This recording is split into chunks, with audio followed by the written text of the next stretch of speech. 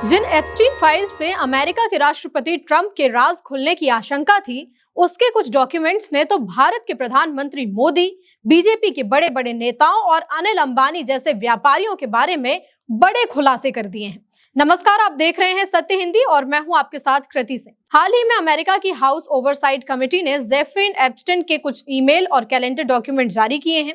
इनमें से पता चलता है कि एप्स्टीन ने भारत के प्रधानमंत्री नरेंद्र मोदी, बीजेपी के बड़े नेताओं और देश के नामी बिजनेस लोगों से संपर्क बनाने की कोशिश की थी।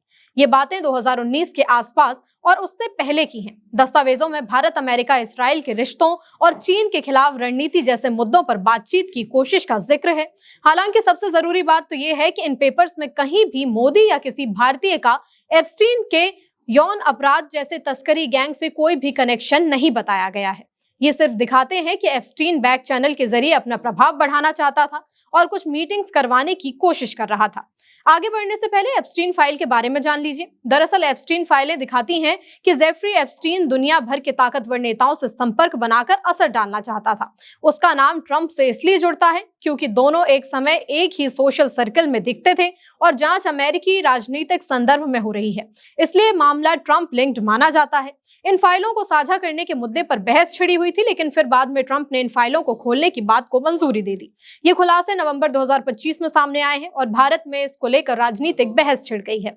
एप्स्टीन दस्तावेजों के मुताबिक 2019 में मोदी की दोबारा जीत के कुछ ही हफ्तों बाद और अपनी गिरफ्तारी से करीब 2 महीने पहले एप्स्टीन मोदी और ट्रंप के पुराने मुख्य रणनीतिकार स्टीव बैनन की मुलाकात कराने की पूरी कोशिश कर रहा था। एप्स्टीन का कहना था कि भारत और अमेरिका के लिए चीन के खिलाफ मिलकर काम करना बहुत जरूरी है, इसलिए ये मीटिंग अहम हो सकती है। 23 मई 2019 को बैनन ने लिखा कि मैं भारत के लिए मोदी पर 1 घंटे का शो कर रहा हूँ। एप्स्टीन ने तुरंत जवाब दिया और कहा कि उनका पूरा फोकस चीन को रोकने पर है। बाद में एप्स्टीन ने बैनन से कहा कि मैं सेट कर सकता हूँ, तुम्हें मोदी से जरूर मिलना चाहिए। बैनन ने जवाब दिया कि प्लीज करो। एप्स्टीन ने पूछा कि कब मिल सकते हो। अगले ही दिन एप्स्टीन ने फिर मैसेज भेजा, मेरा आदमी कह रहा है कि तुम बहुत बड़ा मौका खो रहे हो। वो कह रहा है कि मेड इन चाइना या मेड इन इंडिया, तुम लोग ये लक्ष्य साझा क्यों नहीं समझते। आखिर में एप्स्टीन ने लिखा कि मोदी ऑन बोर्ड, यानी उसकी कोशिशों से मीटिंग आगे बढ़ सकती थी। इसी के साथ एप्स्टीन के कैलेंडर में केंद्रीय मंत्री हरदीप पुरी के साथ जून 2014 से जनवरी 2017 तक कम से कम 5 मीटिंग्स दर्ज हैं। मतलब एप्स्टीन की 2008 वाली यौन अपराध सजा के बाद भी मुलाकातें हुई थी। जून 2014 में एक नॉर्वेजियन डिप्लोमेट के साथ, फिर सितंबर अक्टूबर 2014 में, फरवरी 2015 में जब पुरी भारत से लौटे थे, और फिर जनवरी 2016 और जनवरी 2017 में। एक ईमेल में एप्स्टीन ने गर्ल्स जैसा आपत्तिजनक शब्द इस्तेमाल किया था, लेकिन वो हरदीप पुरी से सीधा जुड़ा हुआ नहीं था। पुरी ने इस पर अभी तक कोई प्रतिक्रिया नहीं दी है। वहीं बीजेपी ने इसे सिर्फ नाम उछालना बताया है। एप्स्टीन का अनिल अंबानी से भी सीधा ईमेल संपर्क था।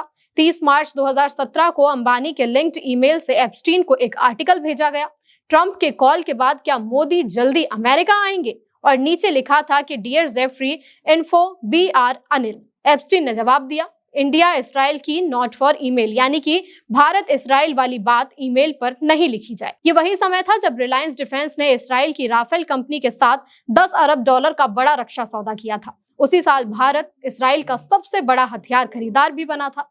एप्स्टीन की फाइलों पर लंबे समय से बहस चली आ रही है। कांग्रेस ने हरदीप पुरी और सरकार से जवाब मांगा है। बीजेपी ने कहा है कि ये सब फर्जी और झूठी खबर है।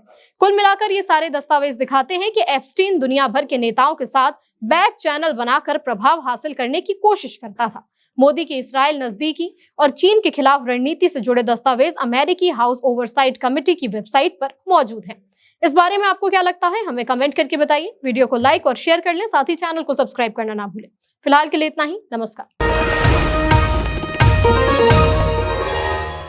Copyright disclaimer under Section 107 of the Copyright Act 1976. Allowance is made for fair use for purposes such as criticism, comment, news reporting, scholarship, and research. Fair use is a use permitted by copyright statute that might otherwise be infringing.